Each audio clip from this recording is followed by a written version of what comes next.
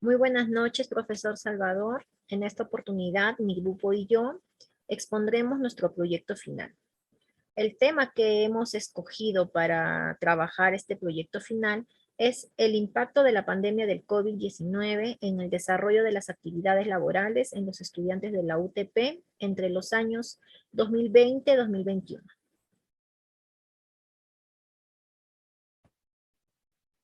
Para el desarrollo de la presente asignación, nos hemos propuesto realizar un estudio relativo al trabajo, las actividades laborales que han sido las más perjudicadas y han sufrido mayor variación por la crisis sanitaria, pues que actualmente ha azotado al mundo entero. Nos hemos centrado en el impacto que estos comportamientos han tenido en otros aspectos como el familiar, el económico y también el tema de salud. El método que hemos empleado para recabar esta información ha sido una encuesta virtual que se ha realizado a 110 personas de entre 17 y 65 años, los cuales son estudiantes de la Universidad Tecnológica del Perú.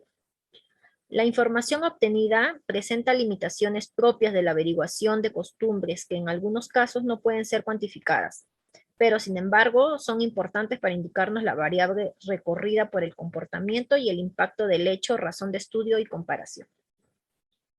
El objetivo principal y general que tenemos es identificar de qué manera se ha visto afectada la vida de los estudiantes de la UTP partiendo del entorno laboral debido a los cambios obligados por la situación sanitaria en el Perú durante la pandemia mundial entre los años 2020 al 2021. También tenemos objetivos específicos, los cuales son analizar la sobrecarga laboral que se ha originado por la pandemia, identificar los cambios en horarios generados por el teletrabajo y la virtualidad, determinar si se ha generado algún efecto en la salud de los trabajadores debido a esta virtualidad y evaluar la conducta social reformada por la carga laboral virtual actual. Las características de las bases de datos. Bien, la población han sido los estudiantes de la UTP a nivel nacional. La muestra ha sido realizada a 110 personas y la unidad de análisis, un estudiante de la UTP a nivel nacional. Acá le mostramos lo que es la tabla de variables. Se ha realizado 12 preguntas en las cuales pues también se ha visto preguntas cuantitativas y cualitativas. La primera ha sido, ¿cuál es tu edad en años? Que es una pregunta cuantitativa. La segunda, ¿cuál es tu género? Cualitativa. ¿Cuántas horas de trabajo virtual estás desarrollando al día? Cuantitativa. ¿En cuánto tiempo se ha ampliado tu horario de trabajo dentro de la virtualidad? También cuantitativa. En caso de realizar horas extras, ¿en qué porcentaje aproximado se han incrementado sus ingresos debido al pago de horas extras laboradas? ¿Cuánto tiempo demorabas en el transporte, ida y vuelta a tu centro de labores? ¿Cuántas horas cree usted que son estrictamente necesarias para desarrollar sus actividades laborales de manera virtual? También cuantitativa. La pregunta 8. ¿El desarrollo del trabajo virtual ha incrementado o ha disminuido sus ingresos económicos? Esta es una pregunta cualitativa. ¿Su salud se ha visto afectada producto de la sobrecarga laboral durante el trabajo virtual? ¿De qué manera? También es una pregunta cualitativa. La siguiente, ¿cuánto tiempo diario actualmente le dedicas a tu familia? Esta es una pregunta cuantitativa. Luego, ¿cuánto tiempo diario actualmente le dedicas a tu descanso o sueño? Pregunta cuantitativa. Y por último, ¿qué tipo de actividad física desarrollas para contrarrestar los efectos del trabajo virtual? Esta es una pregunta cualitativa. Entonces, debido con estas variables hemos podido trabajar todos los ejercicios propuestos por la clase, ¿no? Por el curso. A continuación, mi compañero Ricardo Espinosa va a poder proseguir con la exposición. Gracias. Como habíamos visto en el primer avance, en el grupo ya habías puesto sobre la distribución muestral de la pregunta 3 y 4, ¿no? Habíamos visto el intervalo de confianza de la pregunta 3 y 4, Y para esta ocasión nos estamos enfocando sobre el detalle de la prueba de hipótesis de la pregunta 3, ¿no? En esta ocasión, estableciendo la prueba de hipótesis, la pregunta 3 nos dice, ¿cuántas horas de trabajo virtual está desarrollando al día? Estudiantes de la UTP afirman tener un promedio de horas trabajadas al día de 9.5, sin estar dispuesto a creer en esta afirmación sin prueba alguna. Se hace una encuesta a 110 estudiantes de la UTP y se descubre una media de 8.5 y una desviación estándar de 4.35 horas de trabajo al día, con una significancia del 10%. Parece que los estudiantes de la UTP están en lo cierto. Bueno, como primer dato, hipótesis, tenemos que la hipótesis nula es igual a 9.5, nos dice que están en lo cierto, cuando la hipótesis 1 tiene un desigual del 9.5, no están en lo cierto. En el segundo nivel, el nivel de significancia, tenemos que es un 10%, tenemos este valor, si lo dividimos en 2 nos sale al 0.5, 0.05%, 0.05, y esto al poder restarlo a 1, tenemos como igual al 0.95. Como datos tenemos a la población y a la muestra. En este caso tenemos que averiguar qué tanto porcentaje de población es la que acierta ante esta pregunta. Como muestra tenemos n igual 110, que deberían ser los estudiantes encuestados. Tenemos a x como 8.5, que es la media. Y tenemos a 4.35, que debería ser las horas de trabajo al día. Como punto 3 tenemos el estadístico de cálculo, ¿no? Tenemos como resultado, si sacamos según la fórmula, 8.5 menos 9.54, nos tenemos un valor de negativa de 2 o menos 2.41. Ya, en la región de rechazo, entonces si nos sale menos 2.41, tenemos que alfa 2 es igual a 1.64 por el lado izquierdo y menos alfa 2 es igual a 1.64 por la derecha. Como punto 5, como un nivel de significancia del 10%, existe suficiente evidencia, ¿no? Existe suficiente evidencia estadística para rechazar la hipótesis nula. Es decir, los estudiantes no trabajan 9.5 horas al día.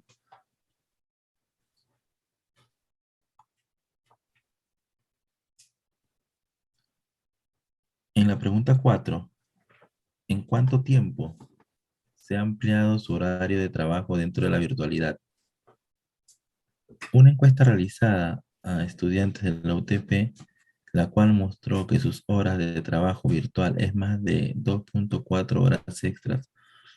Para poder demostrar que existe una variación en las horas de trabajo, se toma una muestra de 110 estudiantes de la UTP y se obtuvo una media de 2.56, con una desviación estándar de 0.83 en horas extras.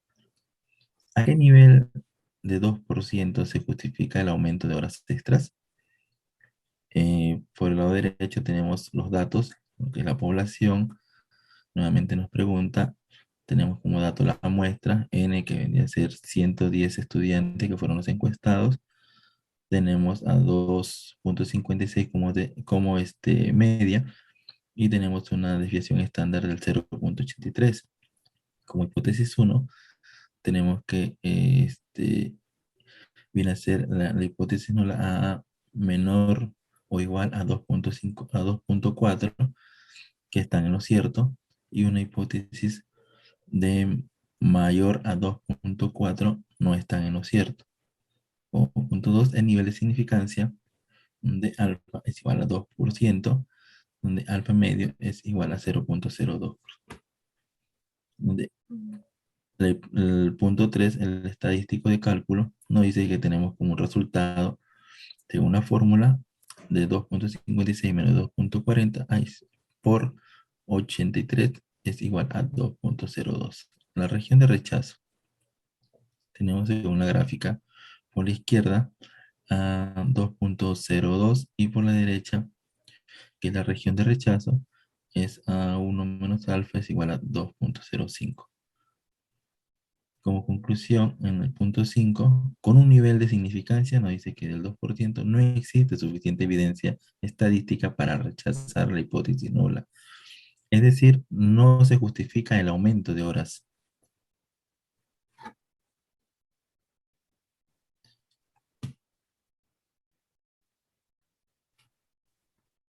Pruebas no. Continuando con Sí, el continuando con desarrollo. las pruebas no paramétricas, doy pase a mi compañero Víctor Hugo, que dará la parte de pruebas no paramétricas. Bien, continuando con el desarrollo de los temas de estadística inferencial, vamos a analizar en este caso la prueba no paramétrica de Wilkinson, que tenemos que tener consideraciones como que la muestra es una muestra no aleatoria, los datos son ordinales y también que esta prueba se analiza para casos donde el tratamiento o procedimiento se realiza antes y después. Leamos la pregunta 3. Dice lo siguiente. ¿Cuántas horas de trabajo virtual está desarrollando al día? Vamos a ver la pregunta.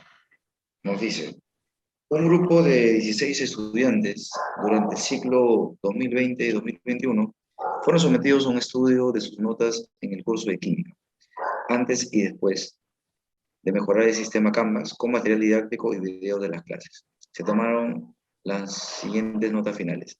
Bien, en este caso vamos a analizar las notas de 16 personas que antes del nuevo tratamiento en el Canvas y después del tratamiento en el Canvas, si es efectivo o no este nuevo tratamiento, ¿no?, que se está analizando. El nivel de significancia es de 8% y nos piden verificar pues si hubo una mejora en el sistema. Bueno, para ello vamos a hacer los pasos que se ha trabajado en estos temas de la prueba de hipótesis, considerando la hipótesis nula como tratamiento no efectivo y la hipótesis alterna como tratamiento efectivo. El nivel de significancia a 8% nos sale un Z en las tablas de menos 1,41. Proseguimos con la siguiente tabla, donde observamos los datos, donde tenemos a X y a Y. X representa, en este caso, los datos antes del nuevo tratamiento y Y después del nuevo tratamiento en Canvas. Bien, lo que tenemos en la siguiente columna de la tabla, en este caso en la cuarta columna, es una diferencia entre los valores que, como observamos, puede salir negativo o positivo. Luego en la siguiente columna tenemos el valor absoluto, donde sabemos que todos los valores son positivos, incluyendo el 0. Y finalmente en la última columna tenemos los rangos. Los rangos varían desde 2 hasta 16 y se obtienen de la diferencia de los valores, ¿no?, de cada valor de X y de Y. Finalmente, en las dos últimas columnas tenemos al T positivo, que representan las diferencias positivas que existieron, que hemos hallado, y en el T negativo las diferencias negativas que hallamos también. Luego se hace una suma y obtenemos los valores del T. Aplicando, pues, en este caso, la prueba de Wilkinson, obtenemos el Z mediante las tablas con un valor de menos 0,336, comparado con el valor del menos 1,41, obtenemos que el valor de menos 0,336 es mayor que el Z que tuvimos en la tabla Z. Entonces, podemos concluir que no se puede afirmar que la mejora del sistema sea efectiva. Muy bien, eso respecto a la prueba de Wilkinson. Ahora pasamos a la siguiente prueba, que es en este caso la pregunta, ¿en cuánto tiempo se ha ampliado su horario de trabajo dentro de la virtualidad? Leamos el ejemplo. Un estudiante tomó su tiempo de trabajo adicional que se está presentando por la modalidad de virtualidad. Ella afirma que la mediana del tiempo adicional es de 60 minutos en base a los siguientes datos. En las tablas obtenemos 16 días vamos a trabajarlo con los tiempos que ha trabajado adicionalmente, ¿no? Vemos que los valores varían desde 56, perdón, 54 el mínimo valor y el máximo valor es 80, ¿no? Son el tiempo de trabajo adicional. Lo trabajaremos a un nivel de significancia de 5%, donde vamos a considerar a la hipótesis nula con el valor de la mediana igual a 60 y a la hipótesis alternativa con un valor de mediana diferente a 60. El nivel de significancia es 0,08 y también se va a obtener en las tablas estadísticas. Pasamos a la siguiente información. Aplicando la prueba de signos, observamos que la cantidad de signos positivos, en este caso vienen a ser 7, y de esta manera podemos obtener pues la probabilidad con este valor que nos sale 0,2744, ¿correcto? Entonces, al obtener este valor que es mayor que 9, como estamos observando, podemos concluir que no se cumplen las condiciones del paso 4 porque el valor de z, que es la mitad de la cantidad de datos, es igual, ¿no? Por lo tanto, no se rechaza la hipótesis nula y concluimos que no se puede afirmar que la mediana, en este caso, sea diferente de 60. Muy bien, entonces ahí estamos viendo la prueba de signos, que también es otra prueba no paramétrica. Pasamos por último a lo que es el análisis de la regresión lineal y múltiple. En este caso, recordemos que en regresión lineal se van a relacionar dos variables. La variable X, en este caso tenemos las horas de estudio, y el Y, las notas. Sabemos que la variable X sería la variable independiente y la Y sería la variable dependiente, ¿no? Porque como sabemos que las notas dependen de las horas de estudios que nosotros empeñamos, ¿no? en estudiar, en trabajar también nuestros proyectos y etcétera, ¿no? Entonces la pregunta 3 nos dice, ¿cuántas horas de trabajo virtual está desarrollando al día? Dice lo siguiente, durante el ciclo 2021 en el curso de estadística se hizo un estudio de cuántas horas un estudiante dedica a dicha materia. Y como se refleja en sus notas, dicho estudio se realiza en 8 ocasiones que fueron prácticas, examen final y etcétera, ¿no? Como habíamos mencionado. Muy bien. Cuando el alumno estudió una hora, en este caso de manera semanal, obtuvo una nota de 12. Cuando el alumno no estudió, obtuvo una nota de 8. Si el alumno se dedicó con 2 horas es 15, si el alumno se dedicó a 3 horas con 17, si el alumno dedica 4 horas, 18, si el alumno dedica 2,5 horas, 16, igual también con 3 horas y se dedica 4 horas, 17, ¿no? Entonces estamos observando el tiempo que se dedica y la nota que se ha obtenido. Lo llevamos a una tabla en Excel, colocamos los valores X e Y y aplicamos pues lo que es las fórmulas de regresión lineal, ¿no? Para ello tenemos que obtener el x al cuadrado, el y cuadrado y el producto de x por y. Luego obtener los valores, en este caso de las sumas de cada columna, y luego aplicar una fórmula, ¿no? En la siguiente diapositiva vamos a observar justamente la fórmula que vamos a aplicar para hallar el beta sub 1 y el beta sub 0. Entonces, estamos observando que la nota esperada nos salió 9,3781 más 2,551, ¿no? Lógicamente, estos valores se obtienen de aplicar las formulitas, la regresión lineal en nuestro programa de Excel. Conclusión, si el estudiante dedica 1,5 horas, o mejor dicho, nos piden la pregunta, ¿qué notas espera que pueda tener dicho estudiante? Esa sería la pregunta. Para ello, aplicamos nuestra ecuación de regresión lineal y observamos que la nota esperada va a ser de 12,7610, ¿no? O sea que el alumno, al estudiar 1,5 horas, sale aprobado en el curso de estadística, ¿no? Lógicamente esperamos que el alumno saque mayor nota, para eso debe estudiar con más dedicación, más tiempo. Bien, siguiente diapositiva.